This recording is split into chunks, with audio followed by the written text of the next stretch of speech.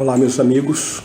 Mais uma vez estamos juntos para estudarmos a palavra do Senhor nosso Deus na aula de número 145, Palavra Poderosa.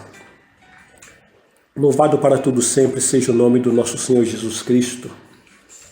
Através do Instituto Superior Formação de Guerreiros, vamos estudar juntos a palavra de Deus, entendendo que esta aula é parte integrante de um curso de teologia básico, em que todos os temas temos em apostilas que poderão ser adquiridas através dos contatos oliveirasiloafrica@gmail.com, Bispos Antônio Oliveira e Gorete Oliveira.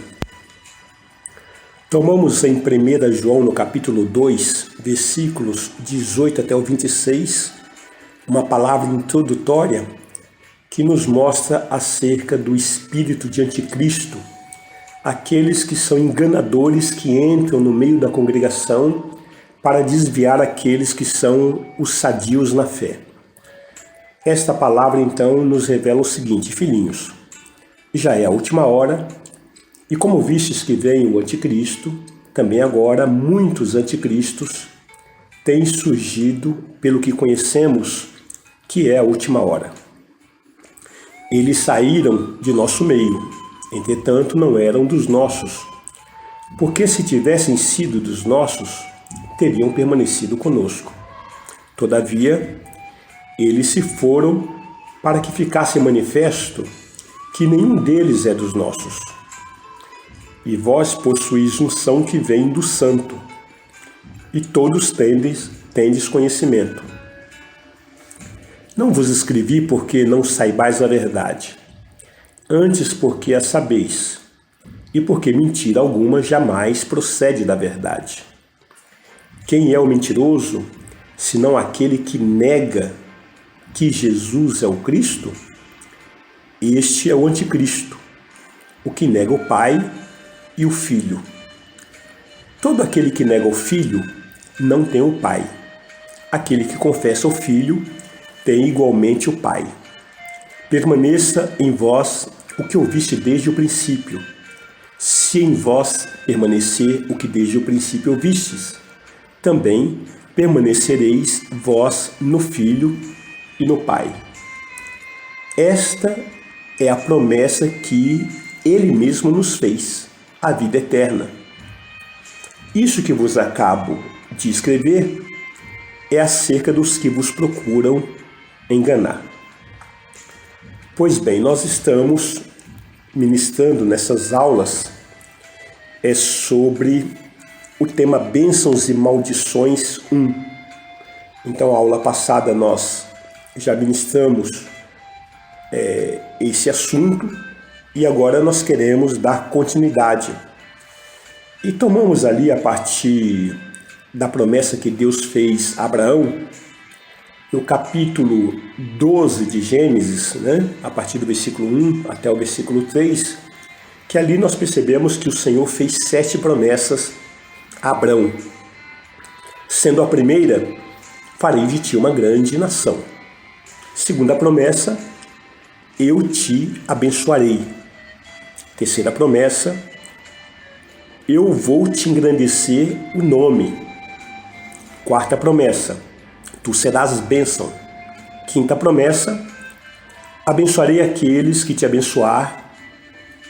Sexta promessa, amaldiçoarei aqueles que te amaldiçoar. E a sétima promessa, em ti serão benditas todas as famílias da terra.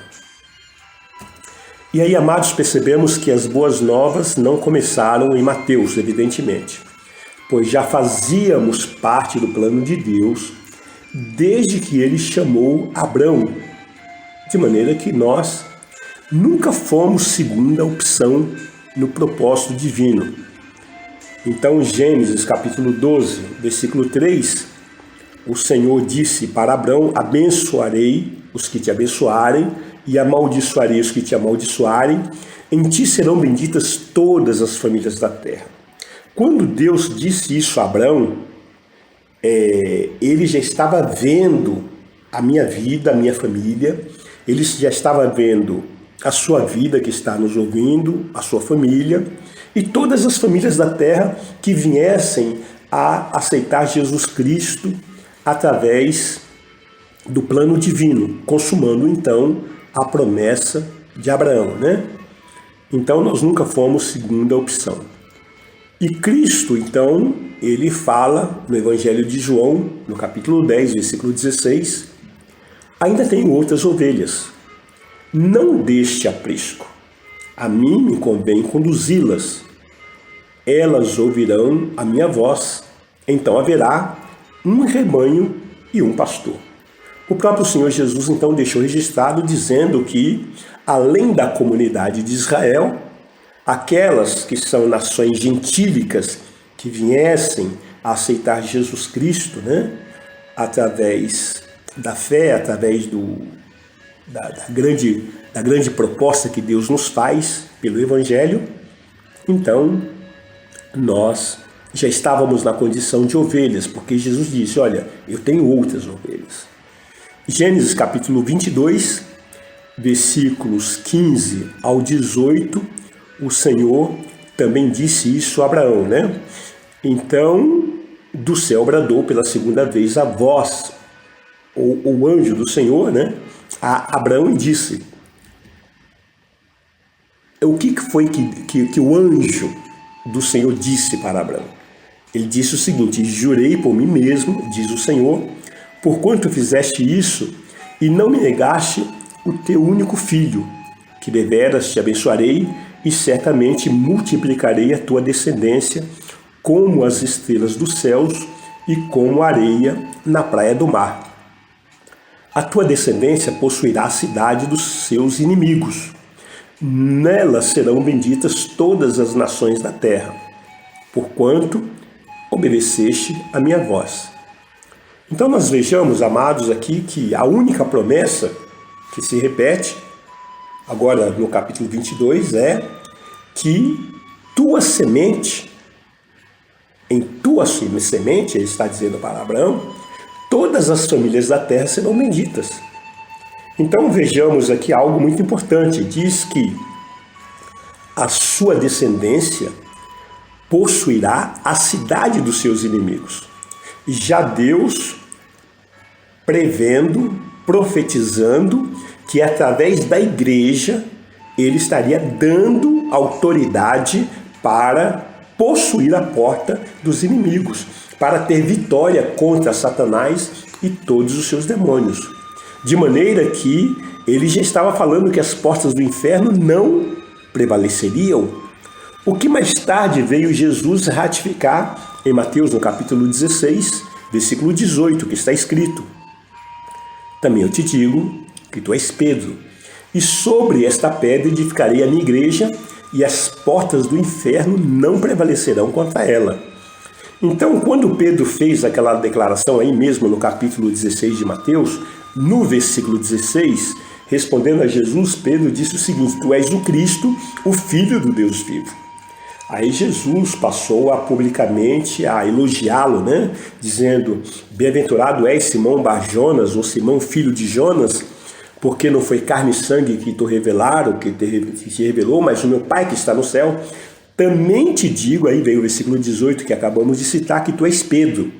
E sobre esta pedra, que pedra? Não Pedro, sobre essa declaração que você fez no versículo 16.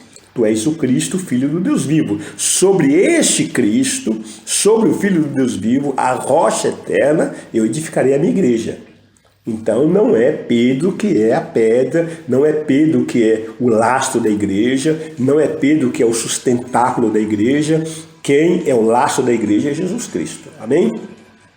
Ainda que algumas versões está distorcida, porque isso aí foi um plano da Igreja Católica Romana em financiar a produção da Bíblia, fazendo essa alteração, porque tem tradução que diz: tu és Pedro, uma pedra, e sobre ti edificarei a minha igreja. Nada disso, isso está errado.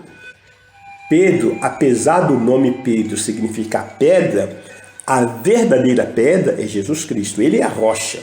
Tanto é que Pedro vem falar isso mais tarde lá na sua carta, dizendo que ele não é a pedra, que a pedra, a rocha, é Jesus Cristo. Portanto, amados, nós vemos naturalmente, vemos novamente, vemos espiritualmente, biblicamente, vemos teologicamente e por revelação que a descendência de Abraão é a igreja. É a igreja. De maneira que ambas bênçãos e maldições são temas principais nas Escrituras. A palavra bênção ou abençoar aparece na Bíblia em torno de 430 vezes. E a palavra maldição, em várias formas, ocorre em torno de umas 160 vezes, né?